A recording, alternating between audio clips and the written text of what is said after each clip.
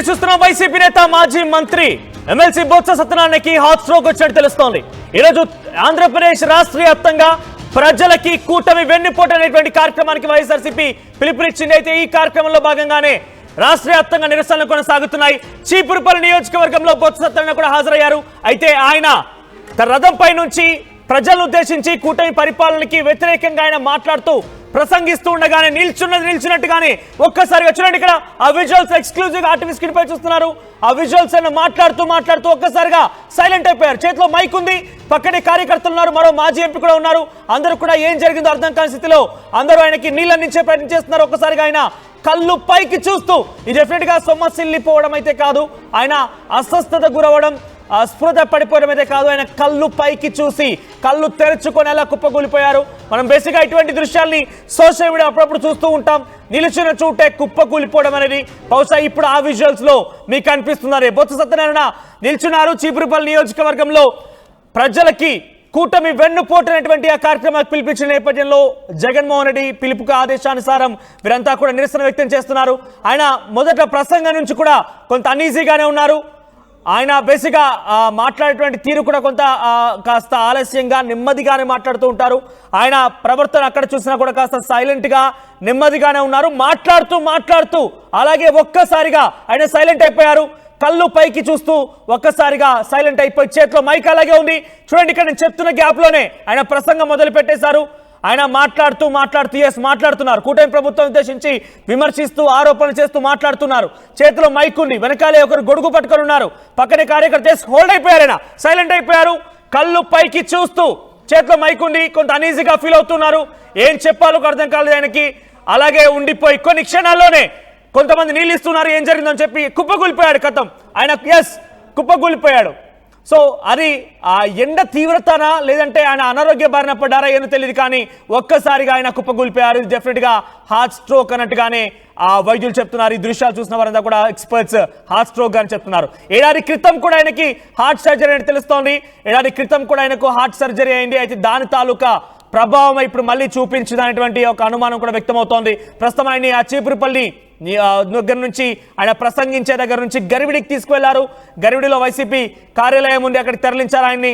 మాట్లాడుతూ అందరూ కూడా ఆశ్చర్యపోయారు. ఆయన మాట్లాడుతూ ఒకేసారి ఏం చెప్పలేదు. పక్కన వారు కనీసం తనకు ఆరోగ్యం ఇలా అవుతోంది, అనారోగ్యం అవుతోంది, చెస్ట్ లో పెయిన్ వస్తుందని కానీ ఇంకేదైనా చెప్పినా కూడా ముందుగా ఆయన హాస్పిటల్ తరలించేవారేమో, కానీ ఆయన ఏం చెప్పకుండానే అలా కుప్పకూలిపోయారు. అయితే ఇది బహుశా ఒకవేళ కనుక కళ్ళు తిరిగి పడిపోయారు, స్పృహ తప్పిపోయారంటే కనుక డెఫినెట్గా కొంత ఆయన ముందుగా చెప్పేవాడు, లేదంటే తనకు తల తిరుగుతుందని కానీ, లేదంటే ఆయన కళ్ళు మూసుకొని కింద పడిపోయాడు. కానీ చూస్తూ మాట్లాడుతూనే అలా జరిగిందని డెఫినెట్గా ఇది హార్ట్ స్ట్రోక్ తాలూకా అనేది మాత్రం చాలా క్లియర్గా ఎక్స్పర్ట్స్ చూసిన వాళ్ళు చెప్తున్నారు. సో హార్ట్ స్ట్రోక్ గురయ్యారు ఆయన. ప్రస్తుతం ఆయన వైసీపీ కార్యాలయం గరివిడి దగ్గర ఆయనని అక్కడికే వైద్యులు చేరుకున్నట్టు తెలుస్తోంది. ప్రస్తుతం ఆ కార్యాలయంలోనే ఆయన ఉంచినట్టు తెలుస్తోంది. అక్కడి నుంచి తిరిగి విజయనగరం ఆసుపత్రి తరలించారా లేదంటే వైజాగ్ తరలించి మెరుగైన చికిత్స అందించాలని దానిపైన అంచనా వేస్తున్నారు. ప్రస్తుతానికి మనకున్న సమాచారం మేరకు ఎక్స్క్లూజివ్ దృశ్యాలని ఆర్టీవీ స్క్రీన్ పై చూస్తున్నారు. మనకున్న సమాచారం మేరకు ఈ చీపురుపల్లి ఈ సభ నిరసన తెలిపేటువంటి ప్రాంగణం నుంచి గరివిడి దగ్గర ఉన్నటువంటి వైసీపీ కార్యాలయాన్ని తరలించారు. అక్కడి నుంచి ఆయన ఎక్కడికి తరలిస్తారు, ఏలా ఉండబోతో చూడాల్సిన అవసరం అయితే ఉంది. ఇంకా హెల్త్ అప్డేట్స్ రావాల్సి ఉంది. అయితే ఏడాది క్రితం ఆయనకి హార్ట్ సర్జరీ అని తెలుస్తోంది. సో ఆయన హార్ట్ సర్జరీ తర్వాత ఇది బహుశా మొదటిసారి ఆయన ఇలా పడిపోవడం అనేది, సో దాని తాలూకా ప్రభావం ఏదైనా చూపించింది అనేది కూడా కొంత అనుమానంగా కనబడుతోంది.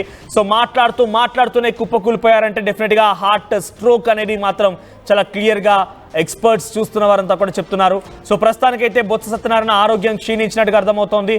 ఆయన మాట్లాడుతూ ఒకేసారి సడన్గా అలా నిల్చొనిపోయారు, స్టాచ్యూలో నిల్చొనిపోయారు.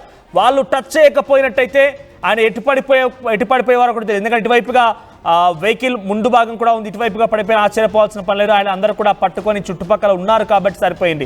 ఇది ఈ రోజు జరిగింది. ఈ రోజు నిరసన కార్యక్రమంలో అందరూ ఇంతమంది ఉన్నారు కాబట్టి అలర్ట్ అయ్యారు. ఆయన ఒంటరిగా ఉన్న సమయంలో కానివ్వండి, లేదంటే ఆయన ఇంట్లో ఉన్న సమయంలో జరిగి ఉంటే కనుక దీని ప్రమాదం ఇంకా ఎక్కువగా ఉండేది. ఆయనకి ఎవరు చూడకపోయేవారు. అటువంటి సిచ్యువేషన్ కనుక ఉంటే ఇంకా ప్రమాదం ఎక్కువగా ఉండేది. సో నలుగురి మధ్యలో, అంతమంది మధ్యలో ఉన్నారు కాబట్టి వెంటనే ఆయన అక్కడి నుంచి తరలించగలిగారు. ఆయన మెరుగైన చికిత్స కోసం విజయనగరం లేదా వైజాగ్ తరలించే అవకాశం కనబడుతోంది. చీపురుపల్లి నియోజకవర్గంలో ప్రజలకి కూటమి వెన్నుపోటు అన్నటువంటి కార్యక్రమానికి జగన్మోహన్ రెడ్డి పిలుపునిస్తే ఆ పిలుపుకు ఆదేశానుసారం వీరంతా కూడా నిరసన కార్యక్రమం వ్యక్తం చేస్తున్నారు. వైసీపీ శ్రేణులు అక్కడికి చేరుకొని కూటమి ప్రభుత్వం ఇచ్చిన హామీలు నెరవేర్చలేకపోతోంది, ఇంతలా సామాజిక మోసం చేస్తున్న విషయం పైన వారంతా నిరసన వ్యక్తం చేస్తూ ఓవైపు బొత్స సత్యనారాయణ మాట్లాడుతూనే అప్పుడే ప్రసంగం స్టార్ట్ చేశారైనా మాట్లాడుతూ ఒకసారిగా సడన్ గా స్టాచ్యూ అయిపోయారు. ఆయన ఒకసారిగా బిగుసుకుపోయారు, చేతిలో మైక్ అలానే ఉంది. అందరూ టచ్ చేసి ఏం జరిగిందని తేరుకునే లోపే ఆయన కుప్పగూలిపోయారు. ఆ రథంలోనే ఆయన కింద మోకాలపై పడి ఉన్నారు. వెంటనే వారంతా కూడా అలర్ట్ అయిపోయి బయటికి తరలించారు. అక్కడి నుంచి గరివిడిలోని వైసీపీ కార్యాలయం తరలించారు. అక్కడ అప్పటికే డాక్టర్లు చేరుకున్నారు, వారంతా కూడా ఆయన ట్రీట్ చేస్తున్నారు. ఇది డెఫినెట్ గా స్పృహ తప్పి పడిపోవడం లేదంటే ఆయన కొంత అపస్మారక స్థితిలో వెళ్ళడం అని కాదు. ఈ చూసిన విజువల్ చూసిన వారంతా కూడా ఒకటే చెప్తున్నారు, ఆయన గతంలో హార్ట్ సర్జరీ కూడా అయింది అంటే ఇప్పుడు హార్ట్ స్ట్రోక్ వచ్చి ఉంటుందనేది మాత్రం అందరూ అనుమానంగా వ్యక్తం చేస్తున్నారు. సో ప్రెసిడెంట్ బొత్స సత్యనారాయణ యొక్క ఆరోగ్య పరిస్థితిపై ఇంకా అప్డేట్స్ అందాల్సి ఉంది. Very first on RTV screen పైన మీరు ఆ ఎక్స్క్లూజివ్ దృశ్యాలని మీరు చూస్తున్నారు. ఎమ్మెల్సీ బొత్స సత్యనారాయణ వైసీపీ కీలక నేత మాజీ మంత్రి చీపురుపల్లి నియోజకవర్గంలో ప్రజలకు కూటమి వెన్నుపోటటువంటి కార్యక్రమంలో పాల్గొంటూ రథంపై నుంచి ప్రసంగిస్తూ అలాగే నించొని అలా పడిపోయారు. ఒకసారి అక్కడ జరిగినటువంటి ఆ సంబంధిత లైవ్ దృశ్యాలను చూసే ప్రయత్నం చేద్దాం.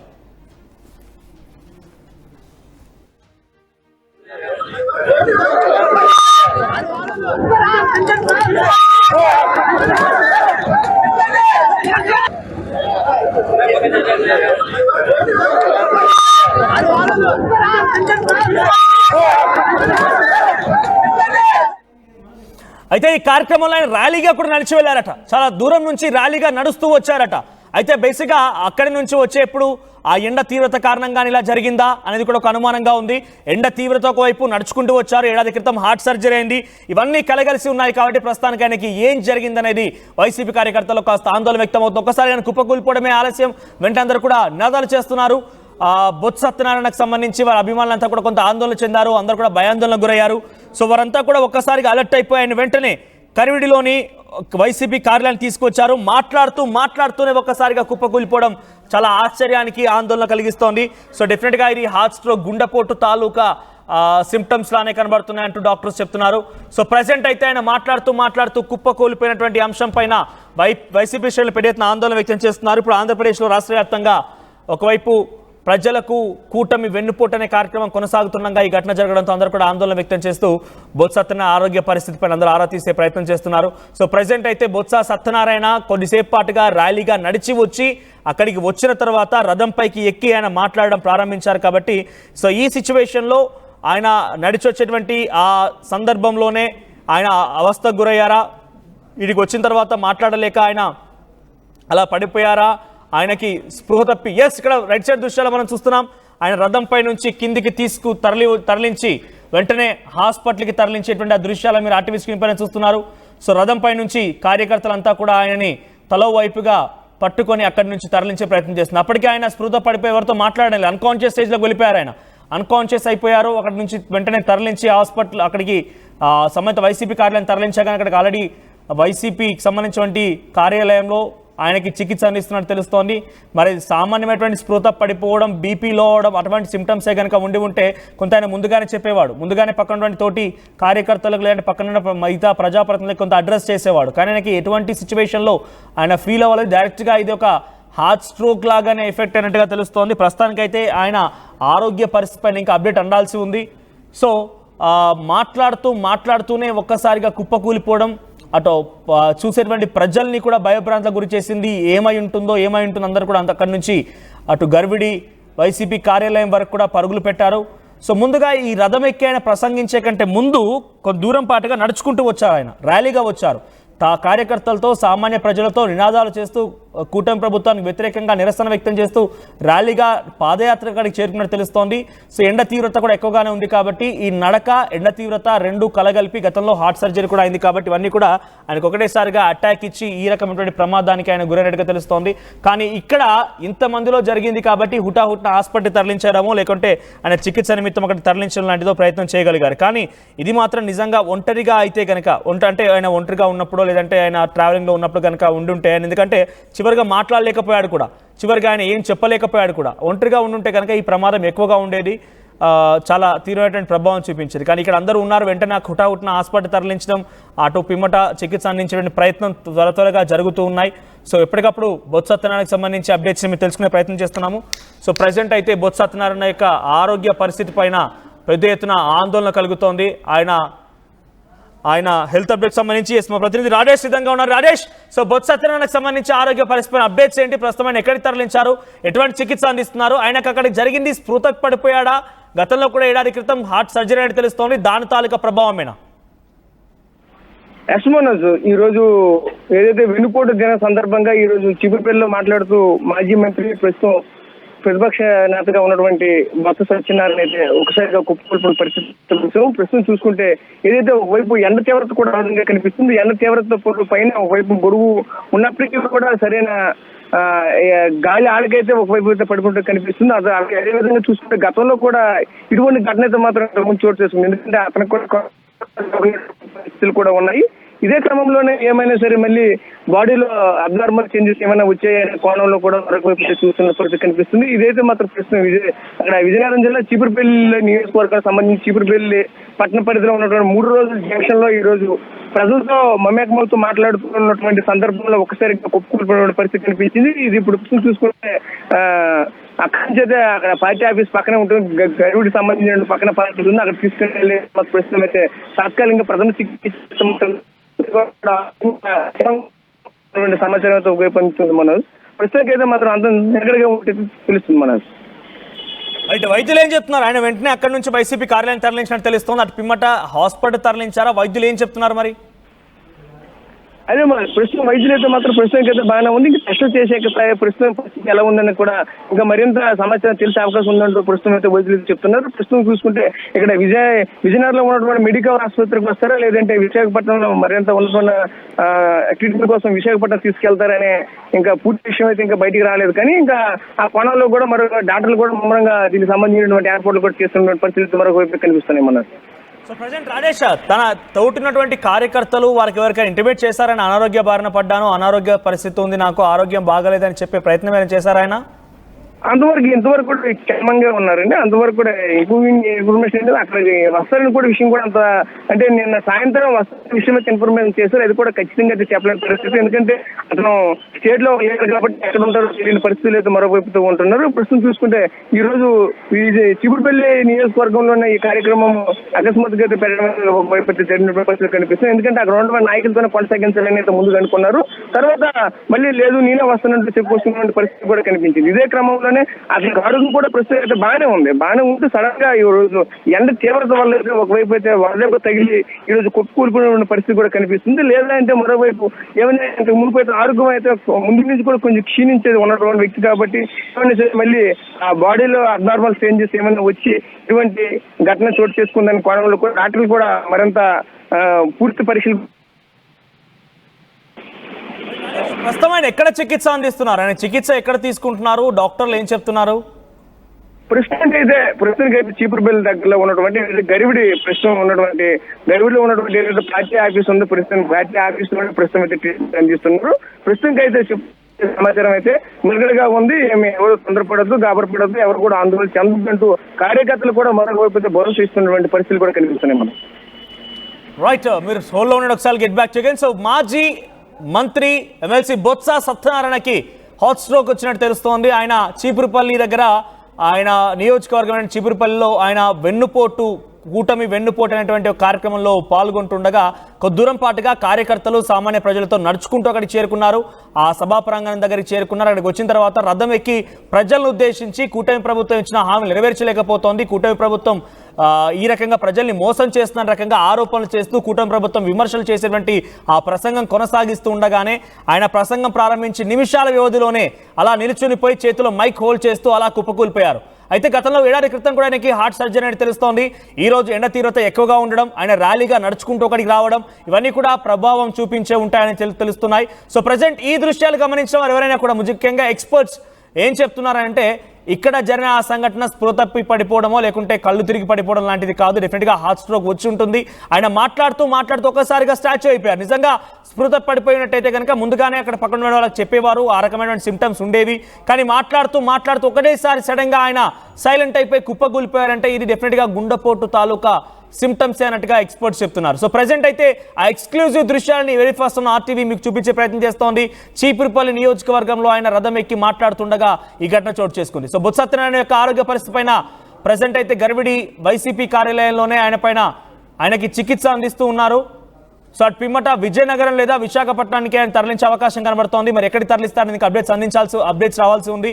సో తాజాగా ఆయన పరిస్థితి పైన ఎటువంటి అప్డేట్స్ రావడం లేదు. కార్యకర్తలు ఆయన వైసీపీ పార్టీకి సంబంధించిన అభిమానులు బొత్స సత్యనారాయణకి సంబంధించిన అనుచరులు మొత్తం కూడా ఒకసారిగా ఆందోళనకు గురయ్యారు. వారంతా కూడా పెద్ద ఎత్తున గర్విడి వైసీపీ కార్యాలయానికి చేరుకున్నారు. అక్కడ ఆందోళన వ్యక్తం చేస్తున్నారు. ఏం జరిగి ఉంటుందో ఏమవుతుందో అని చెప్పి అందరూ కూడా భయభ్రాంతులకు గురవుతున్నారు. ఎస్ రాజేష్, సో కార్యకర్తలు కానివ్వండి వైసీపీ నాయకులు ఏం చెప్తారు? అక్కడ నుంచి ఎట్టి తరలించే అవకాశం ఉందని, బెటర్ ట్రీట్మెంట్ కోసం ఎక్కడికి తీసుకెళ్లబోతున్నారు? మరి ప్రస్తుతం చూసుకుంటే ఇక్కడ ప్రెసిడెంట్ నిలకడగా ఉందని చెప్పేసి ప్రస్తుతానికి గర్విడిలో ఉన్నటువంటి ఏదైతే కార్యాలయం సేద తీరుతున్న పరిస్థితి కనిపిస్తుంది. ఇప్పుడు వైద్యుల పర్యవేక్షణలో ప్రస్తుతమైతే బొత్స సత్యనారాయణ ఉన్నట్లయితే తెలుస్తుంది. ప్రస్తుతం మనకు చూస్తున్న కార్యకర్తలు ఇస్తున్న సమాచారం ఏంటంటే ప్రస్తుతానికి అయితే నిలకడగా ఉంది, ఎవరిని కూడా ఆందోళన చెందొద్దంటూ బయటకు వచ్చి చెప్పుకొస్తున్న పరిస్థితులు కూడా కనిపిస్తుంది. ప్రస్తుతం చూసుకుంటే ఇదంతా వడదెబ్బ కారణంగానే జరిగినట్టయితే మాత్రం మరొక చెప్పుకొస్తున్న పరిస్థితులు కనిపిస్తుంది. మరోవైపు కోణంలో కూడా ఏదైతే గతంలో కూడా ఎప్పుడైతే గత ఒక 5 years బ్యాక్ కూడా ఆల్రెడీ బొత్స సత్యనారాయణ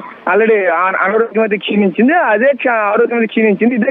ఇదే క్రమంలోనే ఈ రోజు కూడా మళ్ళీ అటువంటి పరిస్థితి ఏమైనా నెలకొందనే క్రమంలో కూడా మరొక కార్యకర్తలు అందరిలో కూడా ఒక రకమైన ఆందోళన చేపడుతున్న పరిస్థితి కనిపిస్తుంది. ఎందుకంటే ఒకసారిగా చూసుకుంటే ఒక 1000 మంది నుంచి 1500 మంది పైన మాత్రం ఒకే స్టేజ్ పైన ఒకే అక్కడ పైన ఉంటుంటే కింద అంతా కూడా ఒకవైపు అయితే ఉంటున్నటువంటి పరిస్థితులు అందరూ కూడా ఒక రకంగా ఒక ఆందోళన అయితే చేపడుతున్న పరిస్థితి. ఎందుకంటే చీపురుపల్లికే కాదు, ఈ రోజు ఉత్తరాంధ్రకి కూడా మరొక చూసుకుంటే ఏదైతే కాపు నేలందరికీ కూడా ఒక పదవిగా ఉన్నటువంటి బొత్స సత్యనారాయణకి ఒకసారి ఇటువంటి అస్వస్థతకు గురవడం పట్లయితే మాత్రం వీళ్ళంతా కూడా ఒకసారి ఆందోళన చేస్తున్నటువంటి పరిస్థితి ఒక ఆందోళనకరమైన వాతావరణం కనిపిస్తుంది. ఎందుకంటే ప్రతి ఒక్కరు కూడా ఏం జరుగుతుంది, ఎలా ఉందో ఏంటి పరిస్థితి, ఒకసారి ఈ విధంగా ఎలా కొప్పుకూలిపోయారు. ప్రతి కూడా ఒకవైపు చూసుకుంటే ప్రతి ఒక్క అంశాన్ని కూడా చాలా క్షుణ్ణంగా పరిశీలిస్తుంటారు. అదేవిధంగా మరోవైపు అతని చుట్టూ కూడా చాలా మంది అయితే మాత్రం ఉంటుంటారు. అదే విధంగా ఎప్పుడు కూడా వైద్యుల పర్యవేక్షణలోనే ఉంటున్నటువంటి పరిస్థితులు కూడా కనిపిస్తుంది. అదేవిధంగా ఫుడ్ విషయంలో కూడా చాలా ప్రికాషన్స్ తీసుకుంటూ ఉంటుంటారు.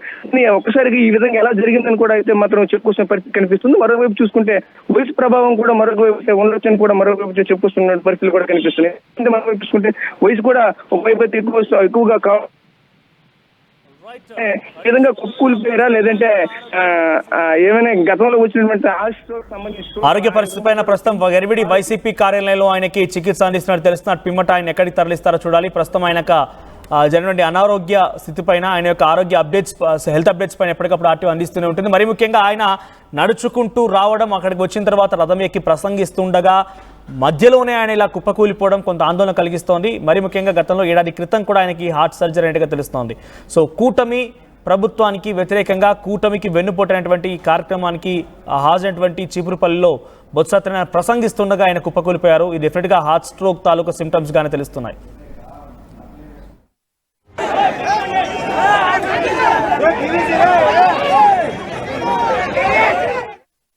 అదే RTV యాప్ వార్తల్ని క్షణాల్లో చదివే అవకాశం ఉంటుంది. ఒక న్యూస్ పేపర్, ఒక టెలివిజన్ ఛానల్ మీ చేతుల్లో ఎప్పుడూ ఉంటాయి.